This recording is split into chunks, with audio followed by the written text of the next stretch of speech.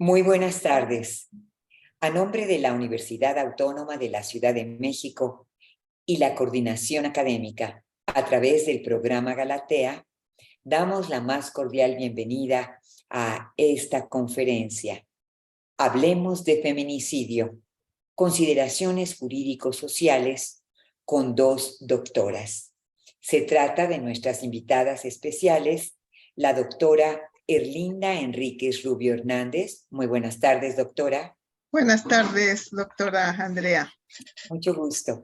Y la doctora Erlinda Guerrero Enríquez Rubio. Bienvenida, doctora. Gracias por su presencia en estos espacios que abre la Universidad Autónoma de la Ciudad de México.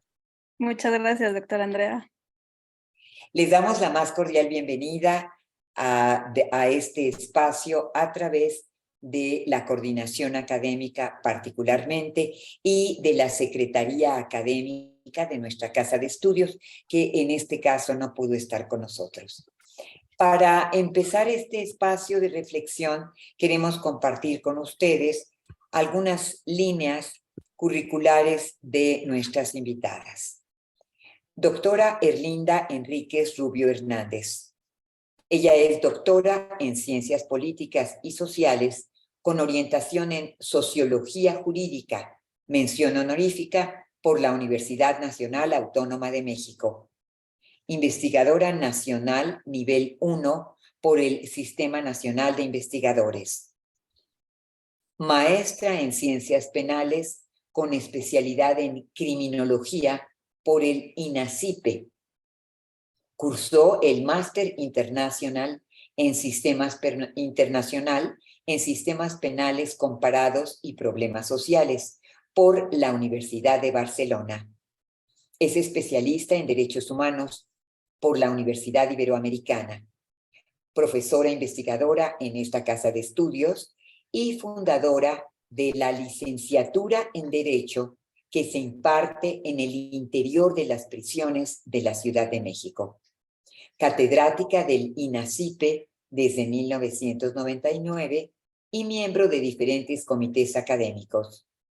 Autora de diversos libros y artículos en temas de derecho penitenciario, derechos humanos, epistemología y metodología de la investigación en derecho y disciplinas afines. Entre otros centros de readaptación social que pertenecen a este programa de educación superior en centros de readaptación social, el PECER, de nuestra casa de estudios. Ella ha trabajado en todos los centros de reclusión y también en la penitenciaría, tanto varoniles como femeniles, y en el femenil, particularmente en el Centro de Inserción Social, ubicado en Santa Marta, Acatitla. Es una maestra muy querida, ha dirigido innumerables tesis de compañeros que están estudiando en reclusión, pero que han encontrado precisamente en el estudio estas formas de ser libres y de contribuir con su estudio y con su dedicación a esta gran Ciudad de México. Muchas gracias por estar en este espacio, doctora Erlinda Enríquez Rubio Hernández. Buenas tardes. Buenas tardes, gracias. La doctora Erlinda Guerrero Enríquez Rubio es doctora en Derecho con mención honorífica por la UNAM en este 2002, ¿verdad? 2022. 22. Felicidades. Maestra y licenciada en Derecho por la UNAM. Tiene más de 10 años de experiencia en la defensa de los derechos humanos y actualmente se desempeña como subdirectora del área en la Comisión de Derechos Humanos de la Ciudad de México, institución donde ha tenido la oportunidad de adquirir conocimientos sobre derechos de las mujeres, teoría de género, derechos de las personas privadas de la libertad, entre otros, así como el desarrollo de diversas actividades de las que destacan el acompañamiento y atención a mujeres víctimas de violencia institucional, inspecciones a albergues, casas hogar, agencias del Ministerio Público, entre otros, así como la participación y supervisión en la integración e investigación de expedientes de queja que han concluido con la emisión de recomendaciones. Durante su doctorado realizó 2 estancias de investigación, la primera en la Universidad de Salamanca en España y la segunda en Lund, en Suecia. En ambos países se entrevistó con personal del Defensor del Pueblo en España y el Parlamento del Ombudsman en Suecia, experiencia que por supuesto nutrió su tesis doctoral para la detección de favorables y deficientes prácticas laborales que fomentan la transgresión al derecho a un ambiente libre de violencia, entre otros. Ha concluido diversos diplomados y capacitaciones en derechos humanos, feminicidio y acceso a la justicia con perspectiva de género. A todos los participantes, muchas gracias, doctora Erlinda Guerrero, felicidades por esta mención honorífica flamante de hace un par de meses. Y a todos nuestros invitados y participantes les damos la más cordial bienvenida a esta conferencia. Hablemos de feminicidio, consideraciones jurídicos sociales. Particularmente sabemos que el feminicidio recientemente ha subido en las estadísticas de mortandad y agresión a las mujeres. Esto nos lleva a reflexionar particularmente en una universidad sobre este grave problema de la humanidad y particularmente de las mujeres. Bienvenidas, adelante, y en la última parte tendremos un intercambio con nuestros asistentes y participantes. Muchas gracias a todos. Buenas tardes a todos. El tema del feminicidio, un tema apasionante, complicado, ¿no? Y que entraña muchas aristas, porque para poderlo entender, para poder comprender qué sucede con este fenómeno, es necesario verlo desde muchos puntos de vista, ¿no? Nosotros intentaremos hablar sobre algunas cuestiones sociojurídicas, ¿no? Pero este tema no se acaba con solo viéndolo desde una visión sociojurídica. Pero bueno, son algunas disertaciones, reflexiones y sobre todo el contacto directo tanto con víctimas del feminicidio como con feminicidas, ¿no? Te doy la palabra, doctora Linda, para que puedas iniciar, ¿no? con esta plática y cuando lo vea conveniente yo participo. De acuerdo. Muchas gracias, doctora Erlinda Enríquez Rubio. Bueno, me gustaría plantear que este es un problema que no es nuevo, ¿no? O sea, lamentablemente las muertes violentas que han sufrido, bueno, las mujeres, viene de muchos años atrás, y por eso mismo es que se le denomina como un problema estructural, ¿no? Es un problema que no se soluciona fácilmente y que por eso tampoco ha habido pues una fácil solución, ¿no? No se ha podido abordar de una manera correcta debido a esta problemática que trastoca a toda la sociedad. Y de ahí me gustaría partir de que en la sociedad mexicana se tiene muy arraigado la visión de la mujer, o sea, el rol de la mujer está acentuado literalmente a su género, que se ha definido, o sea, homologado, se ha querido interpretar como el sexo débil, ¿no? Entonces, tenemos que tener claro que sexo y género son cuestiones totalmente diferentes, y de ahí partimos para poder explicar posteriormente qué es la perspectiva de género, porque es una herramienta que tiene que ser usada por todos los operadores jurídicos y que también ya el gobierno mexicano tiene la obligación, y ya lo ha hecho, ¿no? Lo está haciendo, no de la manera más óptima, pero de introyectar en la educación y en todas las aristas pues, de los que tienen injerencia, salud, economía, en todas las aristas, la perspectiva de género. Pero bueno, me regreso un poco y haciendo la distinción entre sexo y género. Sexo, pues son las diferencias físicas y biológicas que existen entre hombres y mujeres, y el género es una construcción social.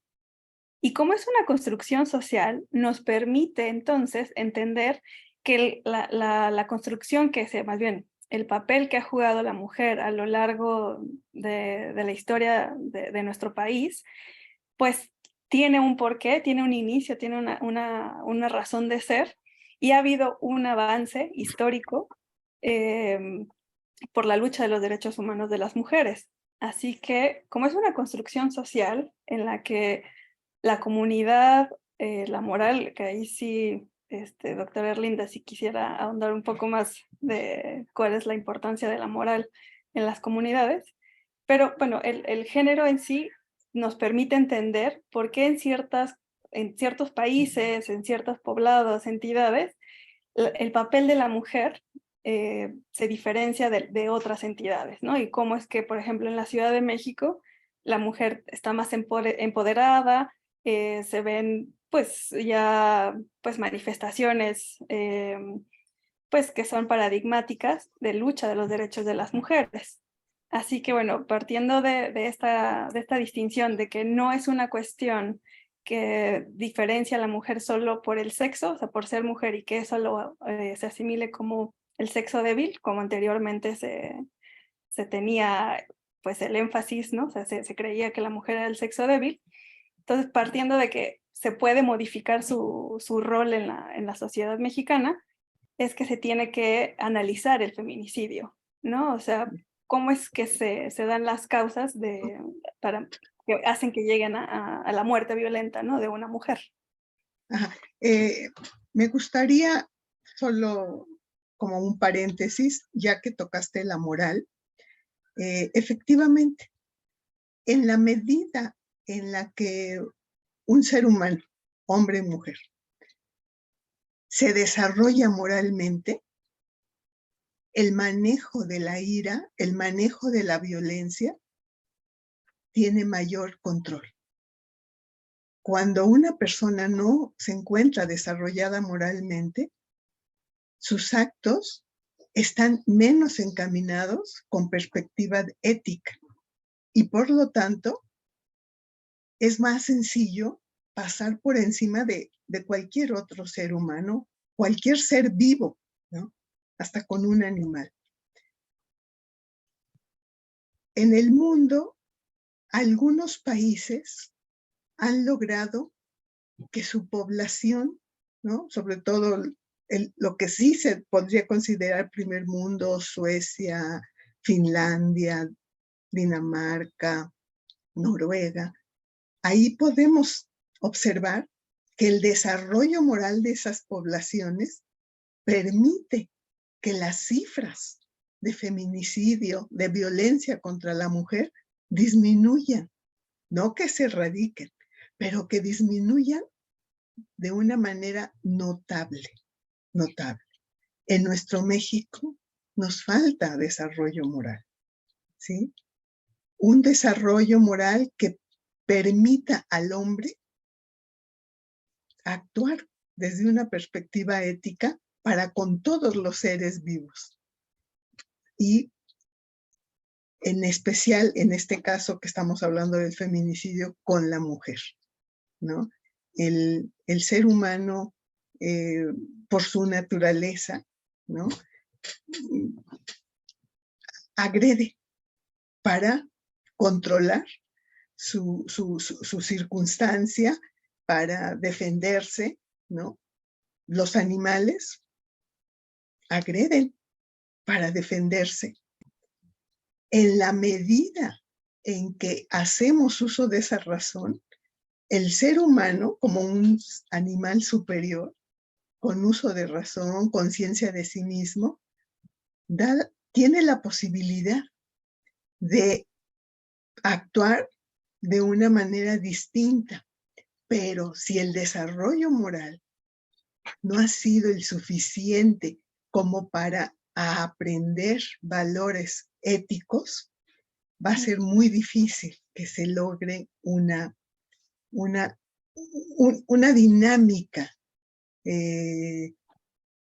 distinta a lo que hemos venido viendo, ¿no?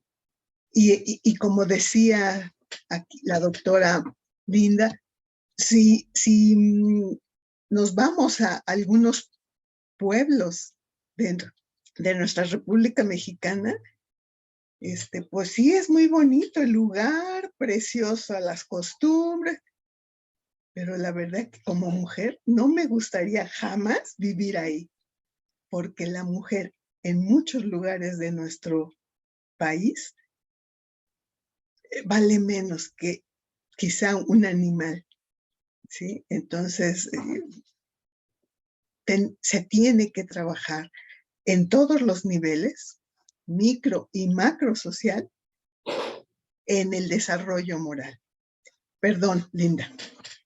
Sí, justo hablando de la parte moral, recuerdo que en su momento se llegó a pensar que no era necesario tipificar el delito de feminicidio, ¿no? Que se tipifica, o sea, entra en nuestros códigos en el 2011 y 2012. Y no sé, pues mucha de las personas que estuvieron en contra es porque decían que ya estaba contemplado en el delito de homicidio.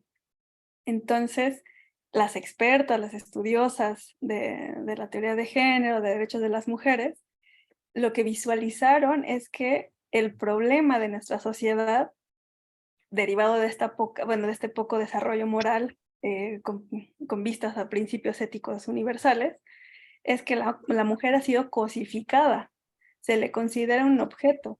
Y tan es así que nos vamos a la fecha en cuando la mujer tuvo derecho a votar, ¿no? Y tuvo derecho a ser votada, ¿no? En elecciones, que fue apenas hace 60 años, ¿no? 70 años, si no me falla la memoria, en 1955, Sí. cuando tuvo derecho al voto, ¿no? Entonces, podemos darnos una idea de que, bueno, somos un país que a la mujer le han costado acceder o a que se le reconozca sus derechos, ¿no? A poderlos ejercer de manera libre.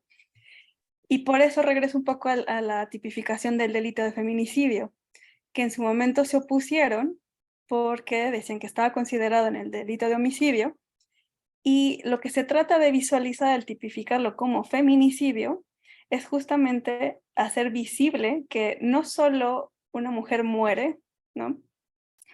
Como los hombres, que también hay muchas muertes de hombres, pero a diferencia de los hombres y de las mujeres, los feminicidios, hay esta transgresión de mutilarlas, exhibirlas en la vía pública, de abandonarlas. O sea, se le trata como un objeto. O sea, deja de tener la dignidad humana, ¿no? Y se va más allá. Entonces, por eso el delito de feminicidio, al tipificarlo como tal, busca, ¿no? Pues visualizar esta violencia que no es de hoy, no es de hace 10 años, no desde hace 20 años, es de pues, histórico, ¿no? O sea, desde pues, toda la vida en que la mujer no era partícipe en la toma de decisiones ni políticas, ni en la casa, ¿no? Y bueno, recordemos que el gobierno tiene que entrar tiene que intervenir cuando un problema privado, ya sea la violencia que se da dentro de un matrimonio, concubinato, unión libre o cualquier situación que se dé, ¿no? en algún hogar, tiene que intervenir porque se trata de un problema social que supera ya las 4 paredes de la privacidad pues, de una familia, ¿no? Por decirlo de alguna forma. Y es por eso que tiene que hacer énfasis en políticas públicas, ¿no? Entonces, regresando a la parte de la moral, sí quiero hacer algo muy enfática en que todavía sí hay personas que llegan a pensar que ¿por qué tipificarlo si ya existe un delito de homicidio? ¿Por qué tener que usar también, ¿no?, un lenguaje incluyente o inclusivo? Es precisamente por la historia, la evolución que ha tenido la participación de la mujer en nuestro país, ¿no?, que ha sido totalmente invisibilizada y que se ha considerado como un grupo en situación de vulnerabilidad, no porque lo sea, no porque, como ya lo mencionaba al principio, no porque sea un sexo débil, sino porque la construcción de género, o sea, el rol de género que se le ha asignado, se le ha puesto el cuidado de los hijos, el cuidar del hogar, a cocinar, ¿no? A diferencia de los varones que se les ha construido, ¿no?, el género masculino ha sido construido para que sea el que sale a emprender, el que sale a trabajar, el que va por el pan, pues, todas las actividades al exterior, ¿no? Y la mujer se queda en el hogar, ¿no? Entonces, no sé si quieras agregar algo en particular. Pues en este fenómeno del feminicidio, a mí me ha llamado mucho la atención que generalmente se habla de la víctima, ¿no? De los familiares, de las víctimas indirectas, y sobre los feminicidas, poco se menciona o simplemente se ven como monstruos, ¿no? Y bueno, sí, ¿no? Si estudiamos un poco de psicopatología, pues desde luego que nos damos cuenta que hay un sector dentro de los feminicidas que son psicópatas, ¿no? Son psicópatas y que dentro de su biología está impregnada la idea de hacer daño, ¿no? Y lo hacen una y otra y de manera repetida. Y dentro de ese conglomerado, hay quienes, algunas teorías les llaman psicópatas exitosos, aquellos que jamás darán con ellos, jamás serán detectados por el sistema de justicia penal, jamás, ¿no? Porque precisamente por la capacidad intelectual para poder ocultar sus crímenes, ¿sí? Y esos pueden tener en su haber muchísimos feminicidios, pero no serán detectados. Los pocos que son detectados, porque la cifra negra en nuestro país alcanza más allá del 97%. Entonces, los que llegan a ser detectados es porque tuvieron alguna situación de situaciones de, pues que algo se les escapó, alguien participó y evidenció algo y dan con ellos, ¿no? He tenido yo la oportunidad de justo de platicar con ellos por mi experiencia en prisiones, que más adelante les platicaré un poco, pero sí es importante tomar en cuenta que por naturaleza el hombre es violento. Hay más violencia en el varón, biológicamente, que en la mujer. ¿Sí? Hay mucho más violencia. ¿Cuál es la situación de esta diferencia biológica natural? Que en el caso del hombre, si no ha sido educado y que su moralidad, su desarrollo moral tienda a ser como ética, con perspectiva ética, difícilmente podrá controlar esa violencia. Platicando con compañeros que ya tienen doctorado, ellos dicen, es que hay situaciones que sí me rebasarían y quizá sí podría ser feminicida, porque la situación actual en que la mujer resulta amenazante para el hombre, porque ya decide, piensa,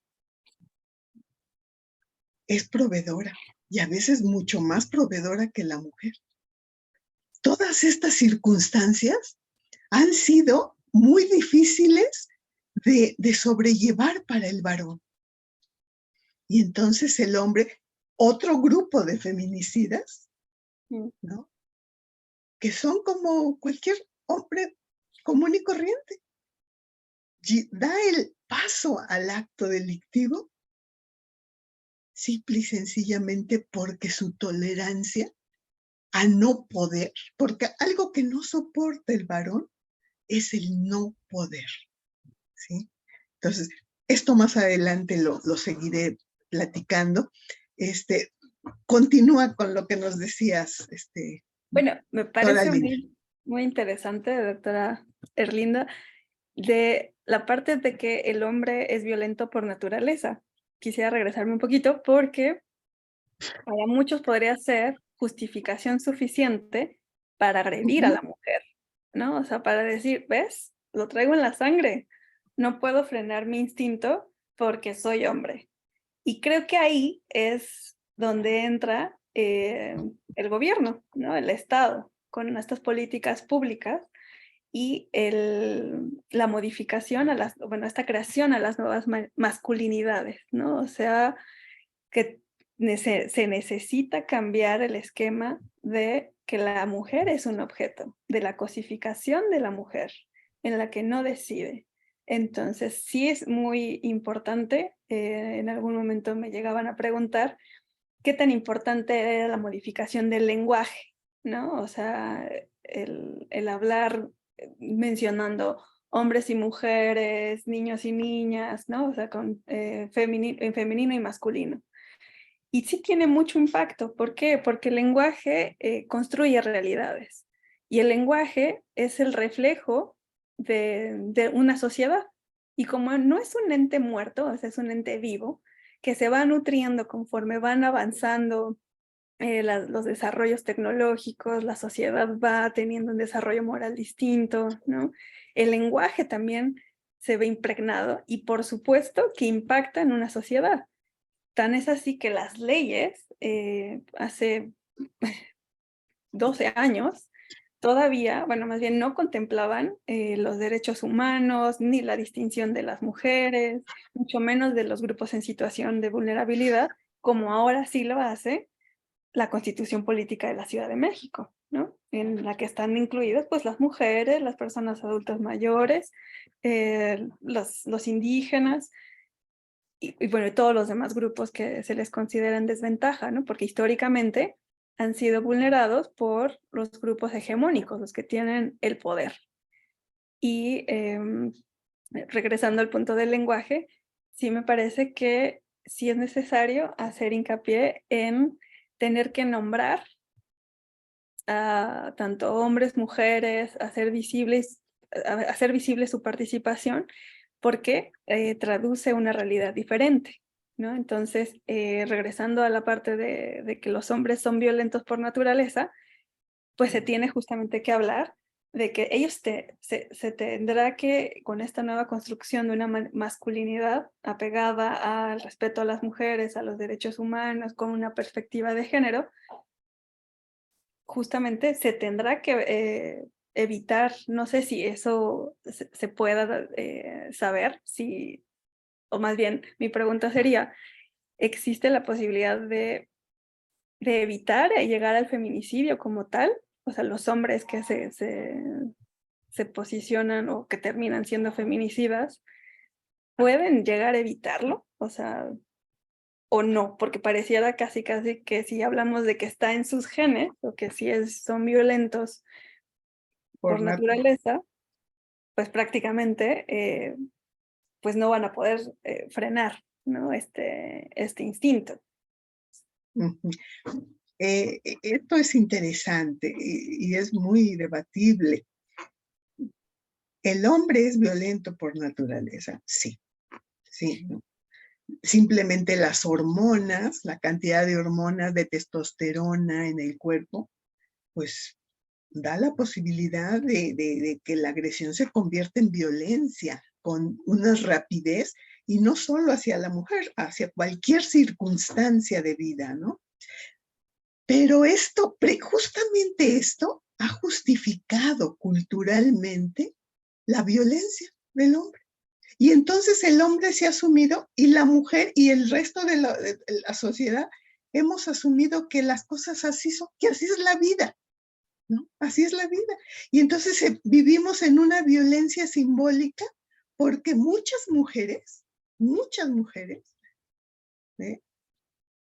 Dicen, no, pues a mí no me han violentado, no, yo vivo bien, mi papá, mi mamá. A ver, espera tantito. ¿Has reflexionado si de verdad no ha sido violentada? ¿Sí? Porque culturalmente se ha construido una sociedad que justifica la violencia.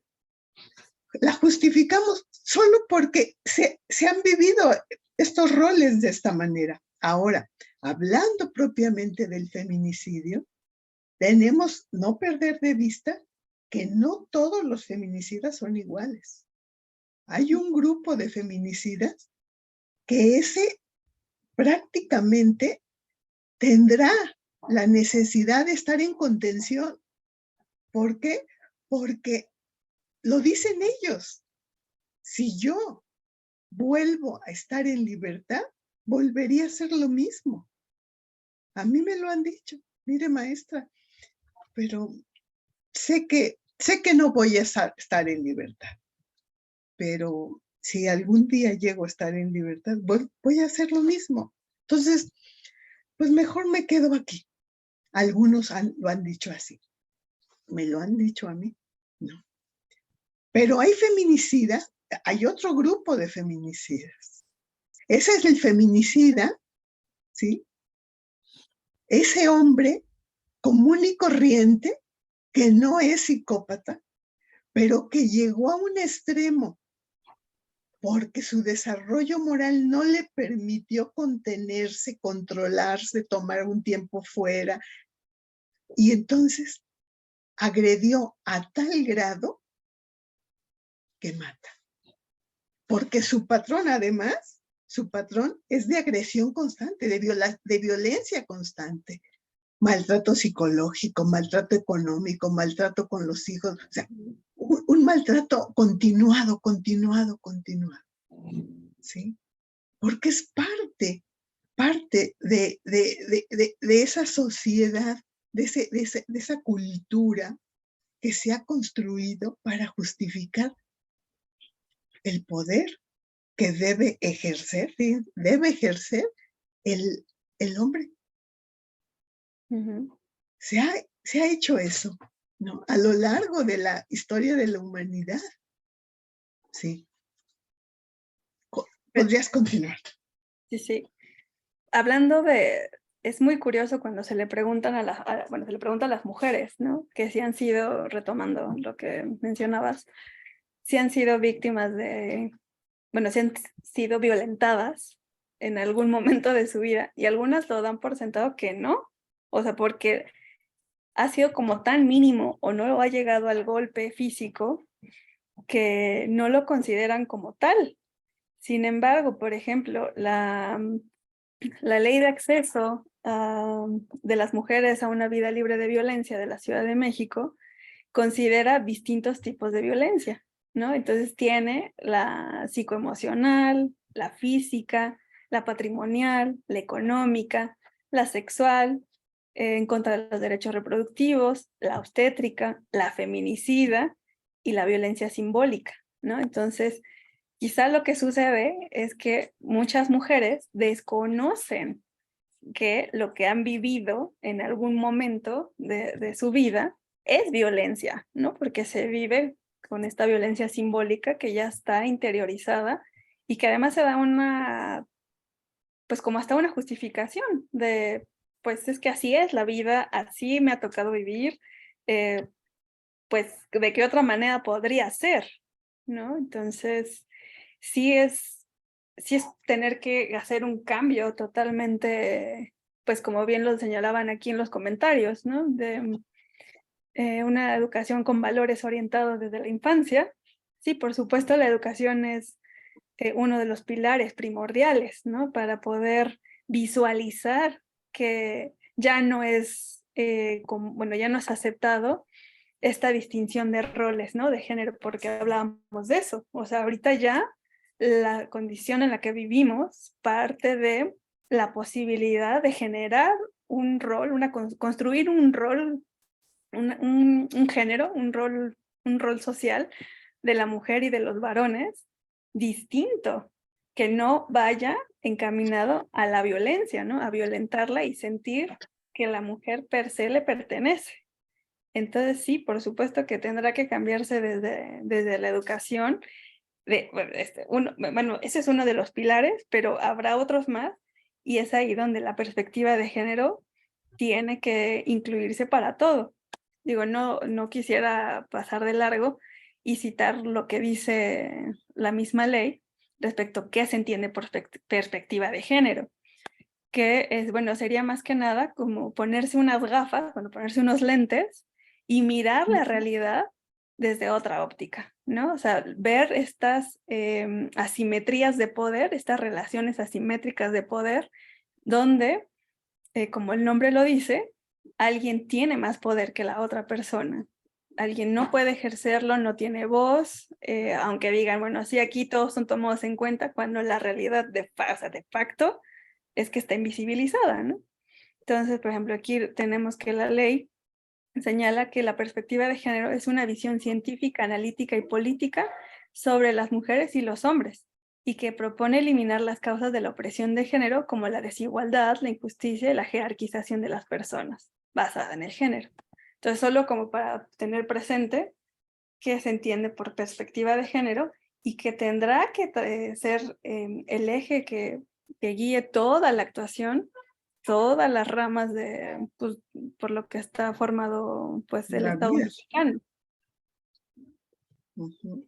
Digo, también regresando, por ejemplo, tenemos dos casos, bueno, yo ubico, son varios, lamentablemente, pero el caso paradigmático del campo algodonero, que la Corte Interamericana de Derechos Humanos sentencia al Estado mexicano en el 2009 por las casi 400 muertes en Juárez, en Ciudad Juárez, ¿no? Entonces ahí se hace visible este problema estructural de violencia contra las mujeres, donde los operadores jurídicos, como el Ministerio Público, cuando llegaban las mamás, los familiares, las hermanas a declarar, bueno, a pedir ayuda, el Ministerio Público le contestaba, señora, pues seguramente se fue con el novio, señora, seguramente está en una fiesta, o cómo iba vestida, pues es que iba provocativa.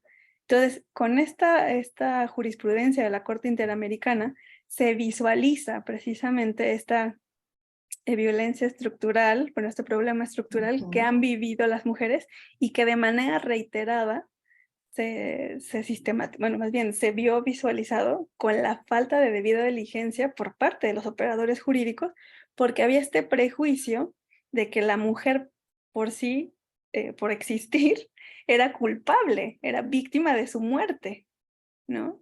Entonces, digo, sí me gusta, bueno, hacer esta distinción de si es necesario entender que a los hombres no los matan por ser hombres, ¿no? O sea, sí tiene que ver también con su género, pero a la mujer sí se le cosifica y es exhibida en la vía pública, es abandonada, descuartizada y, bueno, tocando respecto a lo que nos comentabas de los dos tipos de feminicidas, ahí qué nos podrías decir al respecto.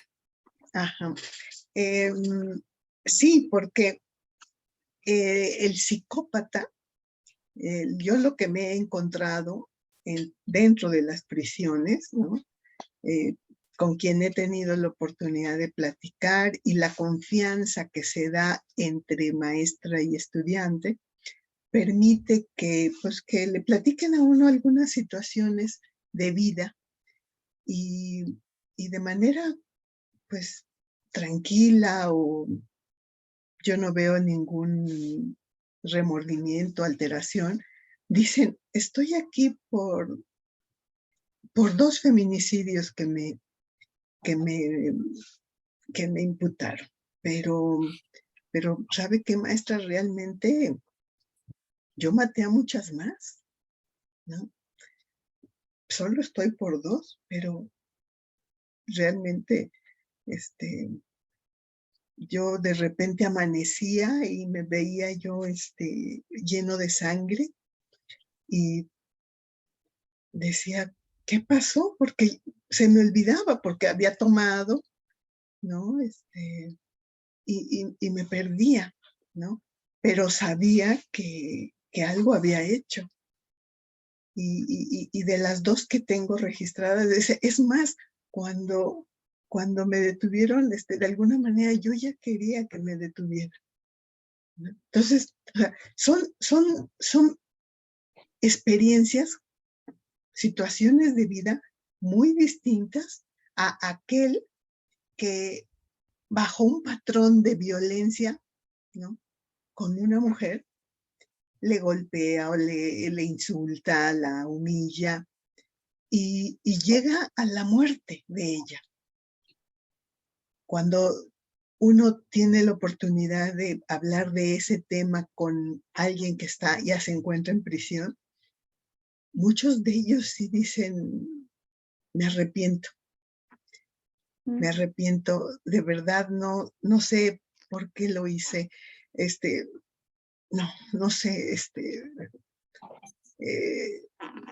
fue un acto incalificable, merezco estar en este lugar, no sé cómo repararlo, porque mis hijos, porque su madre, porque mi madre están sufriendo, ¿sí?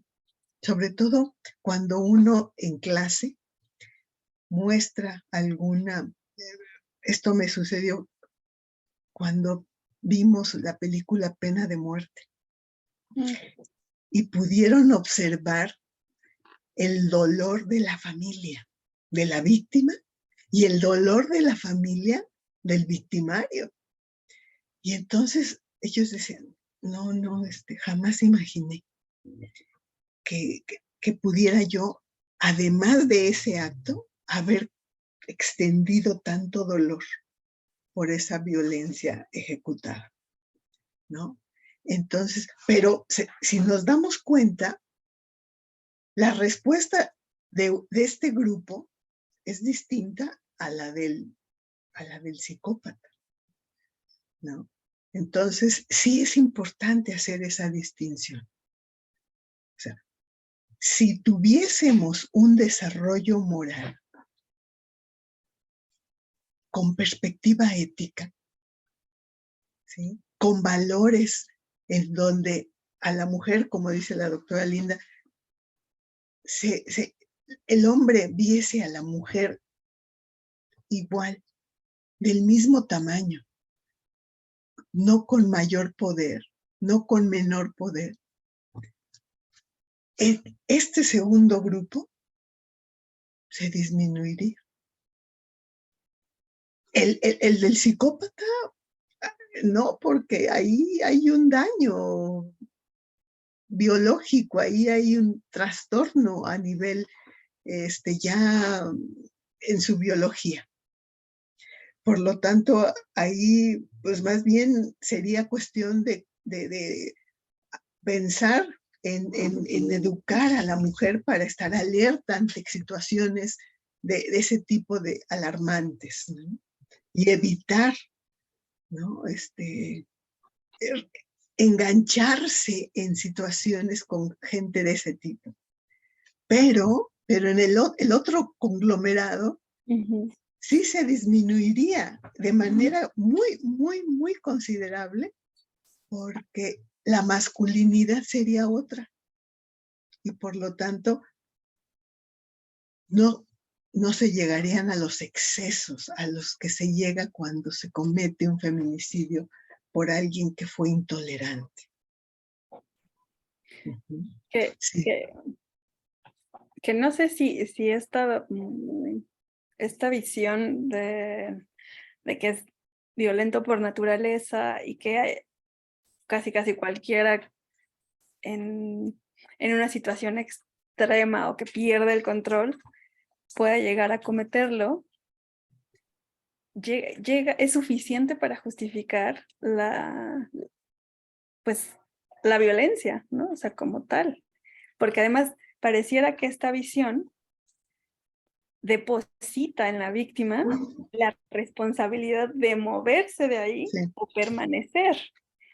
Y eso me parece, pues, digo, es la realidad, ¿no? Creo que quizá con este desarrollo moral que se tiene actualmente y las herramientas que tienen la mayoría de las mujeres, que son pocas, no son suficientes, pues sí deja, o sí pareciera que le deja a la propia víctima, a la mujer, pues casi la puerta o su muerte, ¿no? O sea, la puerta a ser libre o cavar su propia tumba. O sea, y eso me parece un poco, bueno, un Sí, mucho peligroso, porque si se entiende casi de el hombre lo va a hacer, ¿no? O sea, tu mujer eres la indicada en prender las alertas y moverte de ese escenario. Me parece, pues, muy, pues, revictimizante, ¿no? O sea, es muy complejo, revictimizante, cuando, digo, hablamos de lo que pasa en la realidad, ¿no? O sea, quizá en una sociedad en 100 años, quizá haya más herramientas y la misma mujer sea la que diga, esto no me checa, esto tampoco, esto va para directito para que se desate un episodio violento, ¿no? Porque también quisiera retomar, hubo un caso que es emblemático, es un caso paradigmático, el de Mariana Lima Buendía. Ella muere, bueno, reporta su muerte su marido, ¿no? Era su esposo era policía ministerial, y la reporta el 29 de junio, si mal no recuerdo, de 2010. Entonces reporta su muerte, de que él llega al domicilio y la ve colgada de una armilla, ¿no? Y entonces trata de reanimarla, le da golpecitos en los pies, ¿no? Trata de hacer restitución y no puede. Y parece que su versión es creíble por los operadores jurídicos porque pues es el marido, ¿no? Es el esposo. Pero cuando se empieza a investigar, cuando la mamá de Mariana Lima sale al público pues a decir qué es lo que había pasado con su hija y que se investigara, ella visualiza que su hija un día antes le había llamado para decirle, mamá, mañana me salgo de la casa porque ya es un infierno donde estoy viviendo y ahora sí, ya decidí separarme, ¿no? Decido, y curiosamente al día siguiente de eso aparece su cuerpo, ¿no? Sin vida. Después de investigaciones y de que estuvo la mamá de Irinea Buendía luchando para que se esclareciera su muerte, en el 2015 la Suprema Corte de Justicia, es emblemática la sentencia que emite porque determina que toda muerte violenta de una mujer tiene que ser investigada con perspectiva de género. Porque no basta con que sea el marido y no basta que sea la mujer la que esté en una situación de peligro, ¿no? A pesar de que se le prendan las alertas. Pero bueno, también tengamos presente que en psicología está advertida esta, pues, contaminación del medio violento, ¿no? O sea, ya hay una, pues, se me fue la palabra, pues ya está contaminada, ¿no? Ya está asumida la parte de la violencia que, que se acepta, ¿no? Que te peguen, que te griten, que te sobajen. Esa es la más burda, ¿no? Pero pues como ya lo mencionamos al principio, hay otras más. Pero sí quisiera resaltar que como este caso de que es una mujer que vivía con su marido, pues es muy poco probable, y además así se dan muchas de las muertes, más bien muchos feminicidios, mueren al interior de hogares, de familias, o sea, en manos de la pareja, ¿no? O sea, del novio, del marido, del cónyuge, pues sí, de la pareja sentimental. Así que sí me parece un poco complicado porque como se da esta convivencia y estos modelos aprendidos, ¿no? De, pues, así siempre ha sido, porque ese es el rol de género que te ha tocado vivir, mujer. Me parece complicado que la mujer sea quien se mueva, ¿no? O sea, por eso sí, quizá en unos 100 años, o como ya lo Sí, decían en la ONU, sí, no, se no, revierta. ajá, sí, falta mucho por hacer, ¿no?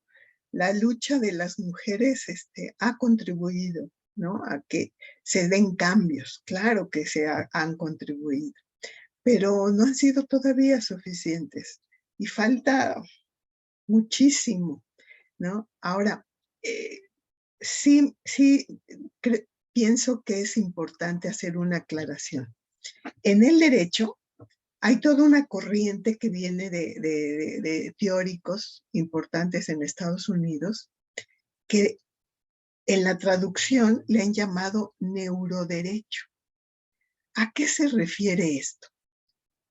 A que haya la posibilidad, ¿sí? La posibilidad de que se pueda tratar estos problemas psicopatológicos, o sea, la psicopatía sobre todo, porque es algo que además el sujeto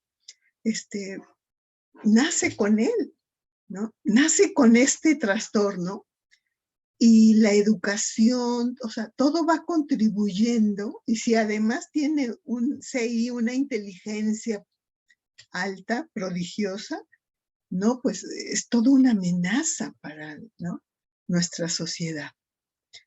Bueno, algunos han llegado a ser presidentes de la República, ¿no? Psicópatas.